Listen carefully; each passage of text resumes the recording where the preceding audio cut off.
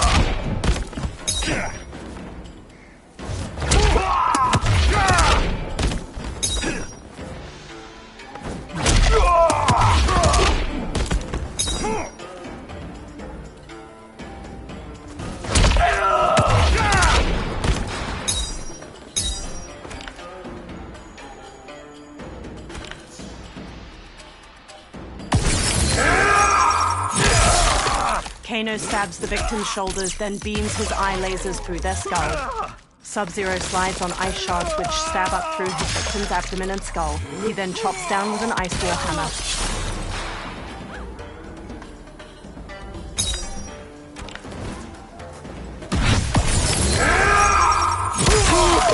Kano stabs the victim's shoulders, then beams his eye lasers through their skull. Sub-Zero slides on ice shards which stab up through his victim's abdomen and skull. He then chops down with an ice wall hammer.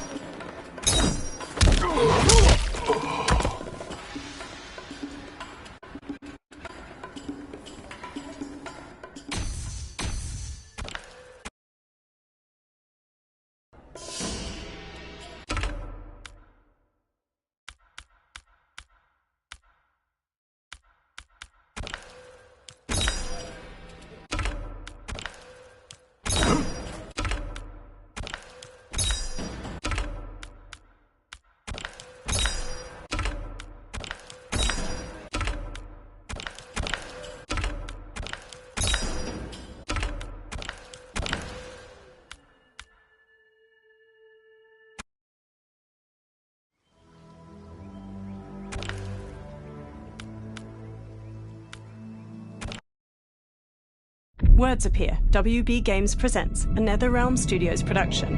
An old man stands in front of a caravan near a crowd.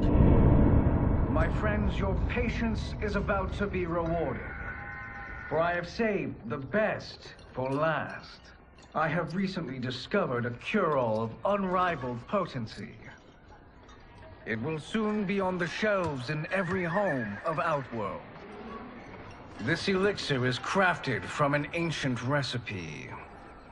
It has Patreon flowers, Margovian nectar, powdered teeth of an Arctican dragon.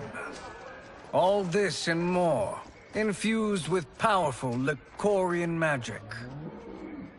There is a village in the next canton over, where everyone has purchased this miracle cure. Overnight, all diseases, even Tarkat, have disappeared. Now, magic this potent is expensive. And I am sure you're asking yourselves, can I afford it? But the true question you must ask is, can I afford to be without it? You lie, Shang Tsung. Your cures are useless. The crowd parts for a bald man as he strides to Shang Tsung, fists hanging at his sides.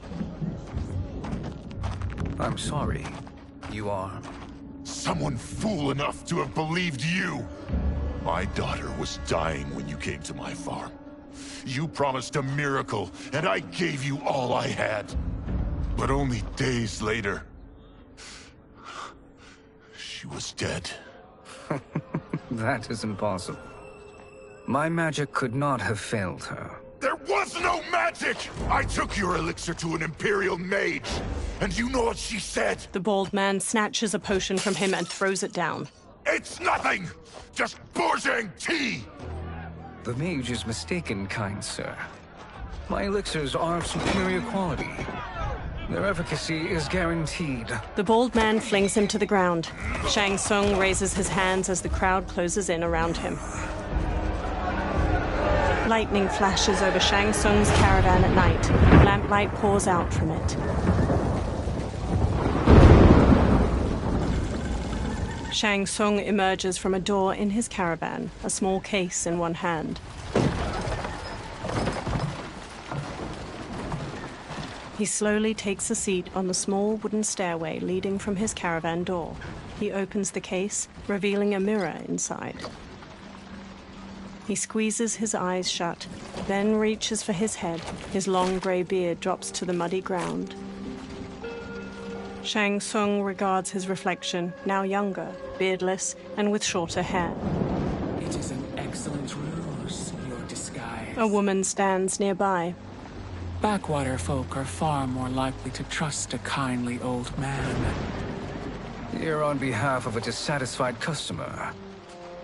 If it's revenge you want, have at it. If it's restitution, there's nothing left. What I want, Shang Tsung, is to elevate you, to make you the great sorcerer that now you can only pretend to be. A generous offer. Why me?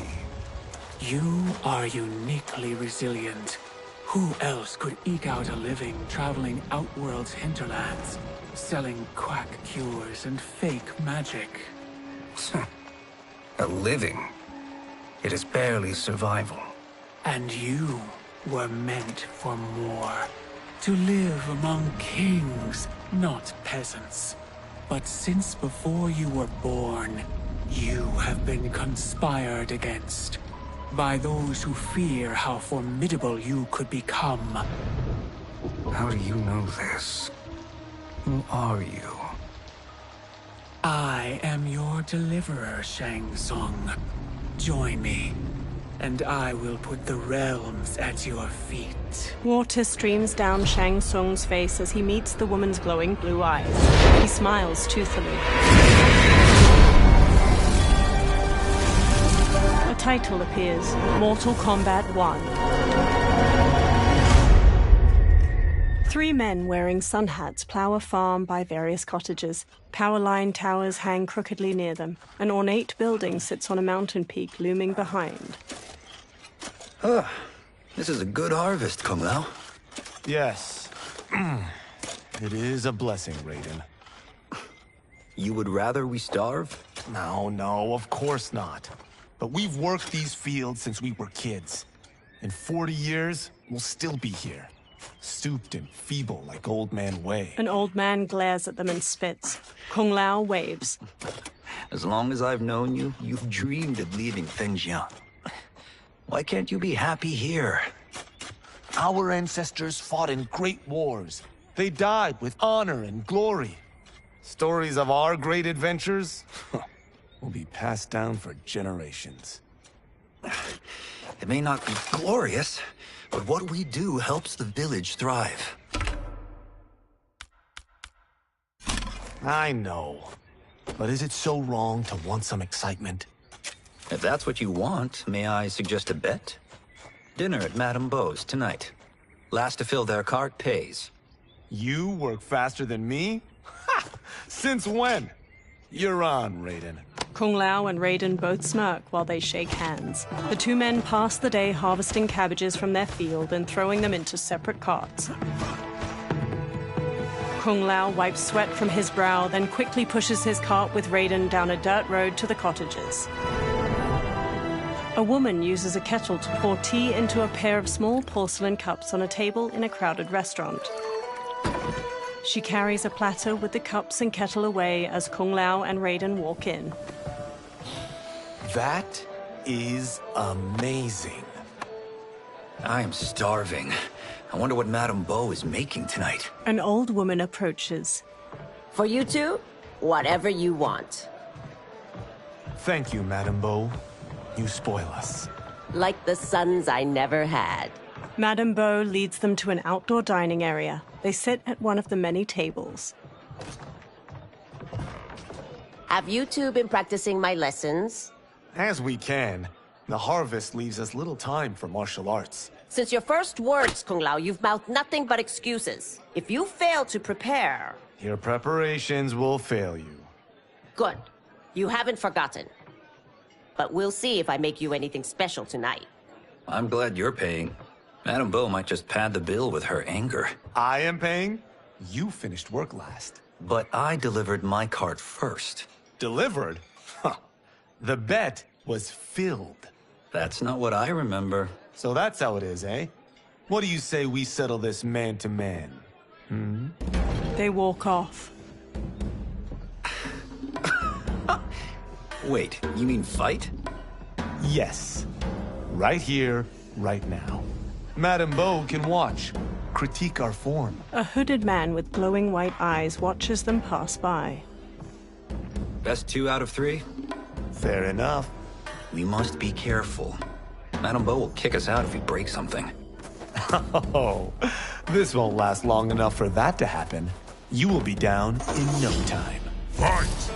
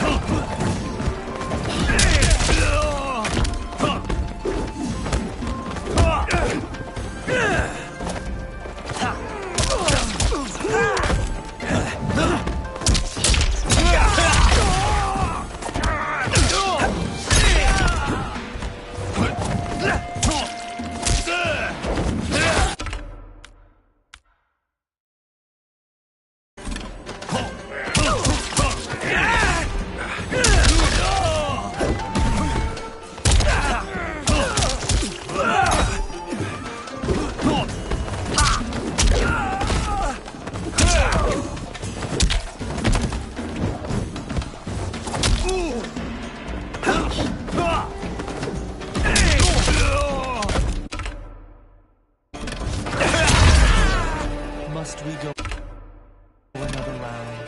We both know how this ends.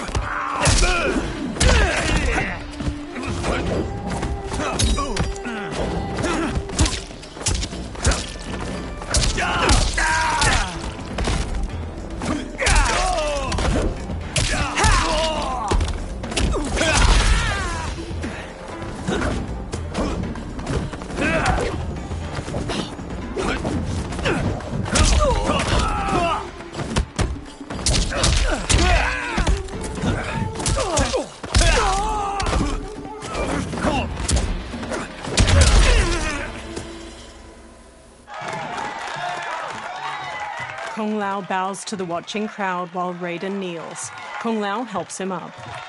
You haven't beaten me yet. The day's coming, Kung Lao. Keep telling yourself that. A variety of plates and bowls with scraps of food in them sit on Kung Lao and Raiden's table. You were hungry. Everything was delicious, Madame Bo. Thank you, Raiden. You boys are always a pleasure to cook for. Raiden hands her cash, but his face drops as she beckons for more. A breeze wafts a bill from his hand toward a man in a dark garb and gas mask. He closes his fist around the bill, then looks toward Kung Lao and Raiden. Madame Bo, the Lin Kuei await your answer. 5 people in dark clothes and cloth masks stand with him. He advances on Madame Bo. I have been busy, Smoke. She steps away. The Lin Kuei? Who are they? Don't know, but I don't like where this is going. What do we do? Stay ready. Madame Bo, it is a simple choice. Pay for our protection, or risk harm to this fine establishment. You'll get nothing from me. That, Madame Bo, is unfortunate. He turns to the Lin Kuei warriors and nods. They flip tables and chairs. Madame Bo punches Smoke's face. He blocks her next flurry of jabs, then flips her through a railing. She falls onto a table below, breaking. Madame Bo! Kung Lao and Raiden quickly get up from their table and fight their way through the Lin Kuei warriors. Smoke throws a smoke bomb, then jumps through the spreading cloud and kicks Kung Lao and Raiden to the floor. You two are brave, but against us, you are in over your head. We don't care who you are or who you are with. You will not menace Madame Bo. Fight!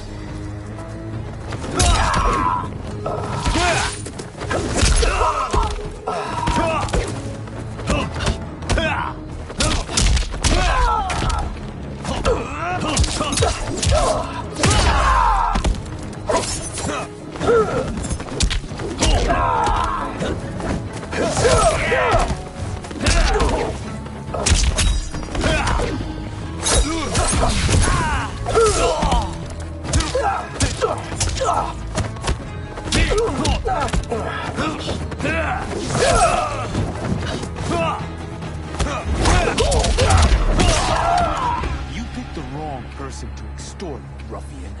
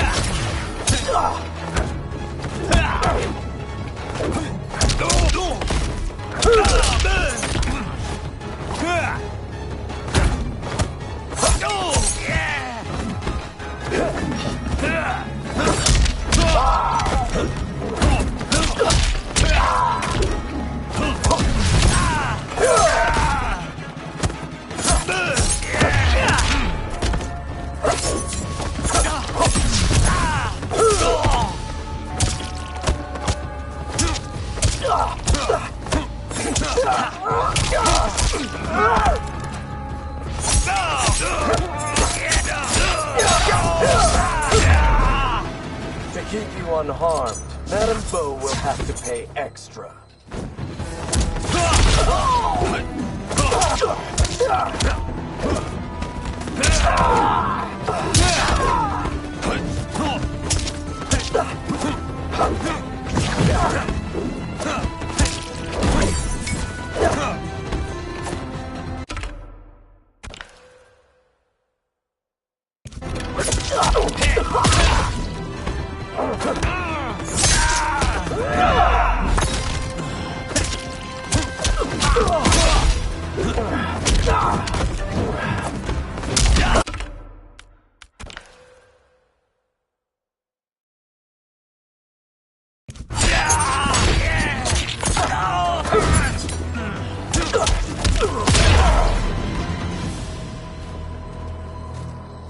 Now who's in over his head?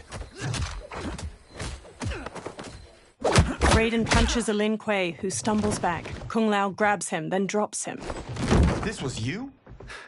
Honestly, I'm surprised too. Come on, let's help Madame Bo. A figure in blue, Sub-Zero, watches from a rooftop. He throws a bolt of ice at their feet. A man in yellow, Scorpion, paces over while spinning a kunai-tipped rope dart. His upper arms are bare, showing a scorpion tattoo. Sub-Zero shoots another ice bolt. It strikes the railing behind them. How does he do that? I have no idea. You interfere with Lin Kuei business. Leave, or face our wrath. Abandon Madame Bo? Not happening. Sub-Zero leaps onto Raiden and tackles him down a stairway. The rope dart wraps around Kung Lao's leg. Scorpion pulls at him with it. He yanks Kung Lao to the floor and drags him closer. Kung Lao rolls to his feet, then jumps and spin kicks Scorpion's head. Want more? I have plenty. You should have fled when you could. Prepare to regret ever crossing the Lin Kuei. Fight!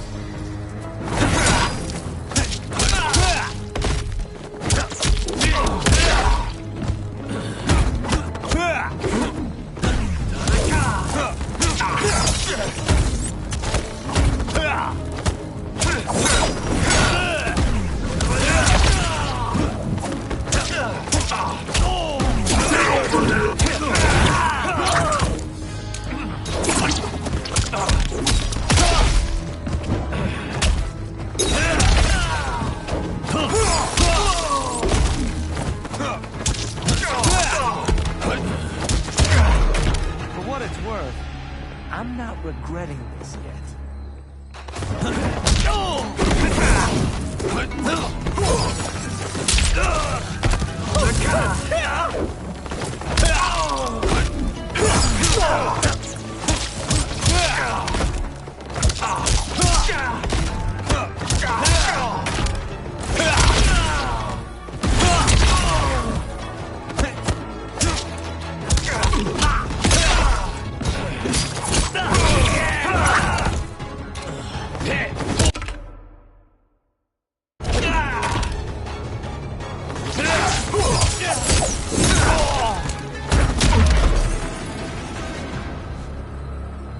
It is you who will regret crossing me.